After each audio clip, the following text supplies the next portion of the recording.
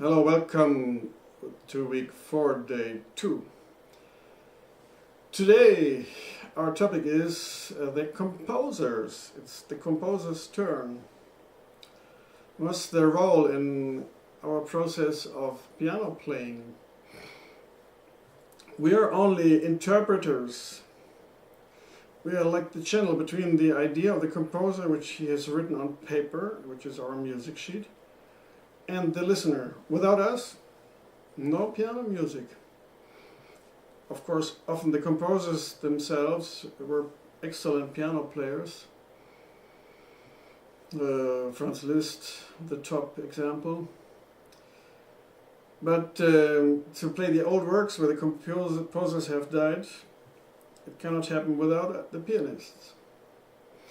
So we must develop abilities to recreate what the composer's idea was, and we have to study the text very precisely to come as close as possible to the idea of the composer.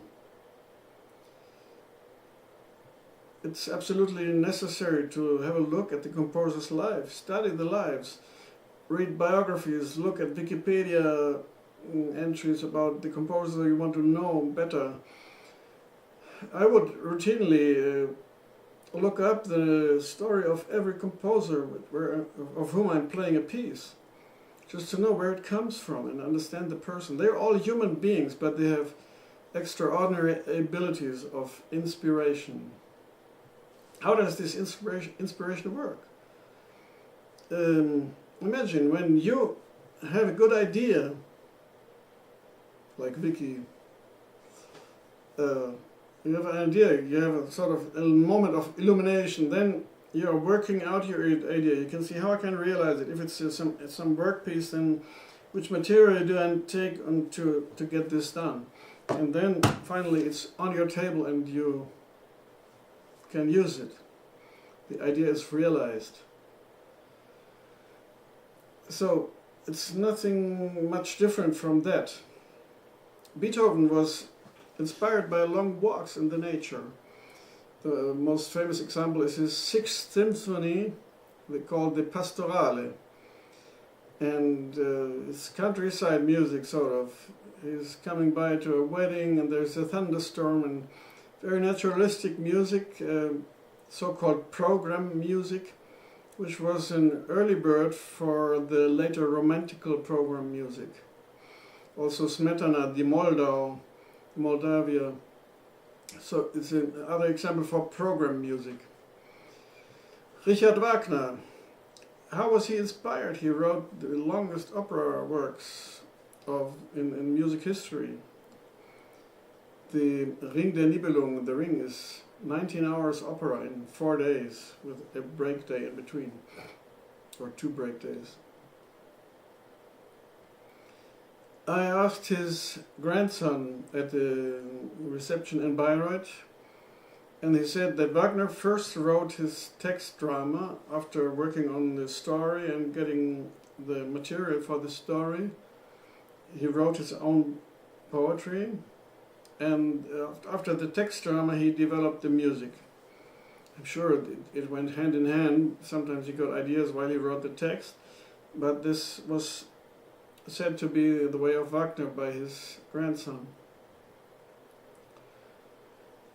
A very interesting case is Rosemary Brown. She was a psychic medium in London. Already as a child she got a visit from Franz Liszt, but she didn't know who he was. Later she saw his picture and then got in closer contact with him and a group of composers in the other world, Mozart, Beethoven, Rachmaninoff, Schumann, Schubert, and others.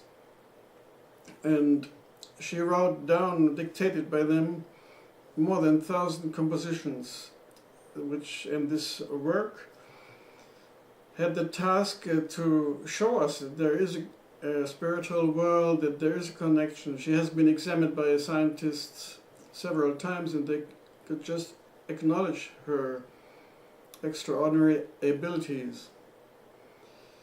I've included you a film about her life, even in English, and you can click on other material. And I was happy to make a premiere of a Mozart Larghetto transmitted like this on YouTube, and as well the premiere of this piece in the Mozart house in Vienna. I included you the film as well. And another very interesting example is Dr. Tony Cicoria. He is an orthopedic surgeon in the United States, and he had been struck by lightning. In this moment his soul went out of the body. He saw his body lying down. This is called a near-death experience or an out-of-body experience.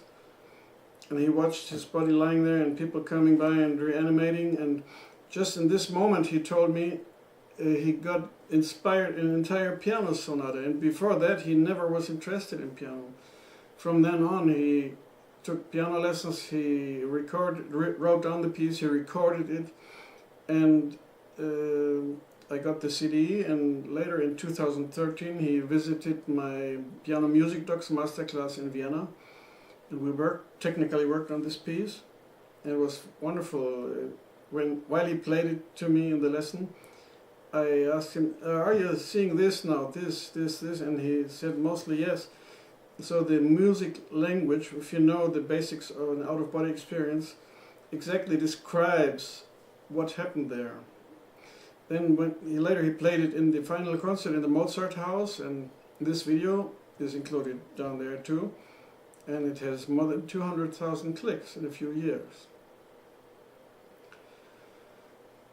So there was a composer in the last century, or one before last century, Arthur M.A. Bell, and he made interviews with other composers about their process of inspiration. And it's a very interesting book.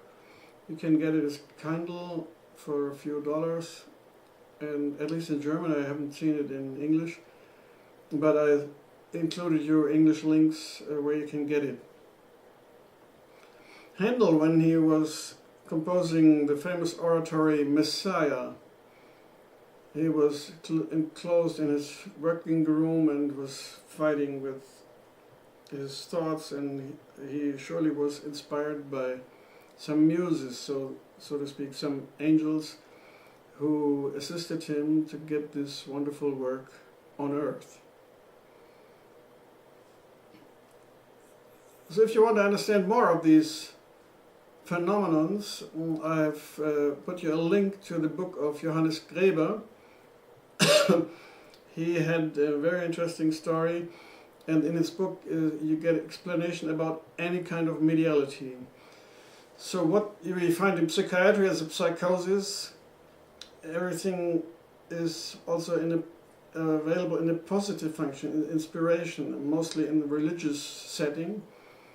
Like when the disciples on Pentecosta were inspired by other souls, they could speak in other languages which they have never learned before. So this would be a positive example of obsession when it's psychiatric, when it's in psychosis. Often it is the case of obsession by another soul. So that's enough for inspiration of composers. Look at the material, practice the scales in A flat major, and besides I enclose you a film about wandering positions, again with another piece, and about a practicing bracket which you can apply to any other passage, and I ask you to do so because you need to have this technique to practice. So have fun. Thank you for now.